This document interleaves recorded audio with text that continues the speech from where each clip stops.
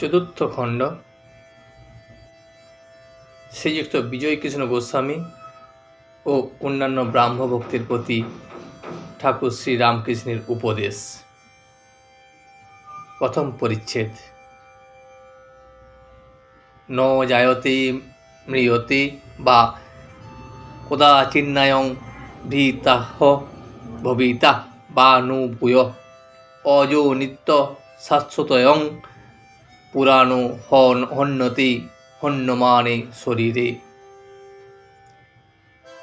মুক্ত পুরুষের শরীর ত্যাগ কি আত্মহত্যা? দক্ষিণেশ্বর কালীবাড়িতে শ্রীযুক্ত বিজয়কৃষ্ণ গোস্বামী ভগবান শ্রীরামকৃষ্ণকে দর্শন করতে আসিয়াছেন। সঙ্গে 3-4টি ব্রাহ্ম ভক্ত। অগ্রহায়ণ শুক্লা চতুর্থী তিথি, বৃহস্পতিবার, ইংরেজি 14ই ডিসেম্বর 1882 খ্রিস্টাব্দ। পরমহংসদেবের পরম ভক্ত শ্রীযুক্ত বলরামের সহিত ইহারা নৌকা করিয়া কলিকাতা হইতে আসিয়াছেন। শ্রীরামকৃষ্ণ মধ্যাহ্নকালে সবেমাত্র একটু বিশ্রাম করিতেছেন। রবিবারই বেশি লোক সমাগম হয়। যে সকল ভক্তেরা একান্তে তাহার সহিত কথোপকথন করিতে চান তাহারা প্রায় অন্য দিনেই আসেন। পরমহংসদেব তক্তপোষের উপর উপবিষ্ট। বিজয়, বলরাম, মাস্টার ও অন্যান্য ভক্তেরা পশ্চিমাস্য হইয়া তাহার দিকে মুখ করিয়া কেহ মাদুরের উপর, কেহ শুধু মেজের উপর বসিয়া আছেন। ঘরের পশ্চিম দিকে দ্বার মধ্য দিয়া ভাগীরথী দেখা যাইতেছিল। শীতকালের স্থিরা স্বচ্ছ সলিলা ভাগীরথী। দ্বারের পরই পশ্চিমের অর্ধমণ্ডলাকার বারান্দা, তৎপরই পুষ্পোদ্যান, তারপর পোস্তা। পোস্তার পশ্চিম গায়ে পূর্ণ সলিলা কলুসারিণী গঙ্গা, যেন ঈশ্বর মন্দিরের পাদমূল আনন্দে ধৌত করিতে করিতে যাইতেছিলেন। শীতকাল, তাই সকলের গায়ে গরম কাপড়। বিজয় শূলবেদনায় দারুণ যন্ত্রণা পান, তাই সঙ্গে শিশি করিয়া ঔষধ আনিয়াছেন। ঔষধ সেবনের সময় হইলে খাইবেন। বিজয় এখন সাধারণ ব্রাহ্ম সমাজের একজন বেতনভোগী আচার্য। সমাজের বেদির উপর বসিয়া তাহাকে উপদেশ দিতে হয়। তবে এখন সমাজের সহিত নানা বিষয়ে মতভেদ হইতেছে। কর্ম স্বীকার করিয়াছেন, কি করেন, স্বাধীনভাবে কথাবার্তা বা কার্য করিতে পারেন না। বিজয় অতি পবিত্র বংশে, অদ্বৈত গোস্বামীর বংশে জন্মগ্রহণ করিয়াছেন। অদ্বৈত গোস্বামী জ্ঞানী ছিলেন, নিরাকার পরব্রহ্মের চিন্তা করিতেন, আবার ভক্তির পরাকাষ্ঠা দেখাইয়া গিয়াছেন। তিনি ভগবান চৈতন্যদেবের একজন প্রধান পার্ষদ। হরিপ্রেমে মাতোহারা হইয়া নৃত্য করিতেন। এত আত্মহারা হইতেন যে নৃত্য করিতে করিতে পরিধান বস্ত্র খসিয়া যাইত। বিজয়ও ব্রাহ্ম সমাজে আসিয়াছেন, নিরাকার পরব্রহ্মের চিন্তা করেন, কিন্তু মহাভক্ত পূর্বপুরুষ শ্রী অদ্বৈতের শোণিত ধমনীর মধ্যে প্রবাহিত হইতেছিল। শরীর মধ্যস্থিত হরিপ্রেমের বীজ এখনো প্রকাশোন্মুখ, কেবল কাল প্রতীক্ষা করিতেছে।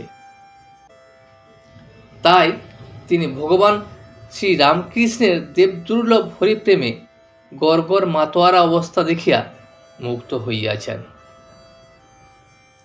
মন্ত্রমুগ্ধ সর্প যেমন ফণা ধরিয়া সাপুরের কাছে বসিয়া থাকে, বিজয়ও পরমহংসদেবের শ্রীমুখ নিশ্চিত ভাগবত শুনিতে শুনিতে মুগ্ধ হইয়া তাহার নিকটে বসিয়া থাকেন। আবার যখন তিনি হরিপ্রেমে বালকের ন্যায় নৃত্য করিতে থাকেন, বিজয় তাহার সঙ্গে নৃত্য করিতে থাকেন। বিষ্ণুর এঁড়েদয়ে বাড়ি, তিনি গলায় খুদ দিয়া শরীর ত্যাগ করিয়াছেন। আজ প্রথমে তাহারই কথা হইতেছে। শ্রীরামকৃষ্ণ বিজয় মাস্টার ও ভক্তদের প্রতি, দেখো এই ছেলেটি শরীর ত্যাগ করেছে, শুনলুম মনটা খারাপ হয়ে রয়েছে।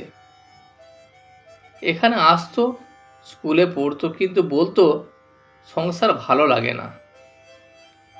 পশ্চিমে গিয়ে কোনো আত্মীয়ের কাছে কিছুদিন ছিল, সেখানে নির্জনে মাঠে বনে পাহাড়ে সর্বদা বসে ধ্যান করত। বলেছিল যে কত কি ঈশ্বরীয় রূপ দর্শন করি, বোধহয় শেষ জন্ম। পূর্বজন্মে অনেক কাজ করা ছিল, একটু বাকি ছিল, সেইটুকু বুঝি এবার হয়ে গেল। পূর্বজন্মের সংস্কার মানতে হয়। শুনেছি একজন সব সাধন করছিল, গভীর বনে ভগবতীর আরাধনা করছিল, কিন্তু সে অনেক বিভীষিকা দেখতে লাগলো। শেষে তাকে বাঘে নিয়ে গেল। আরেকজন বাঘের ভয়ে নিকটে একটা গাছের উপর উঠেছিল। সে সব আর অন্যান্য পূজার উপকরণ তৈয়ার দেখে নেমে এসে আচমন করে সবের উপর বসে গেল।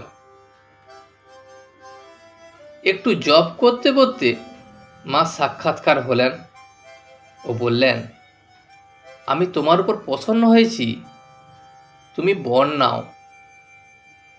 মার পাদপদ্মে প্রণত হয়ে সে বললে, মা একটা কথা জিজ্ঞাসা করি? তোমার কাণ্ড দেখে অবাক হয়েছি। যে ব্যক্তি এত খেটে এত আয়োজন করে এত দিন ধরে তোমার সাধনা করছিল, তাকে তোমার দয়া হলো না, আর আমি কিছু জানি না, শুনি না, ভজনহীন, সাধনহীন, জ্ঞানহীন, ভক্তিহীন, আমার উপরে এত কৃপা হলো? ভগবতী হাসতে হাসতে বললেন, বাছা, তোমার জন্মান্তরের কথা স্মরণ নাই।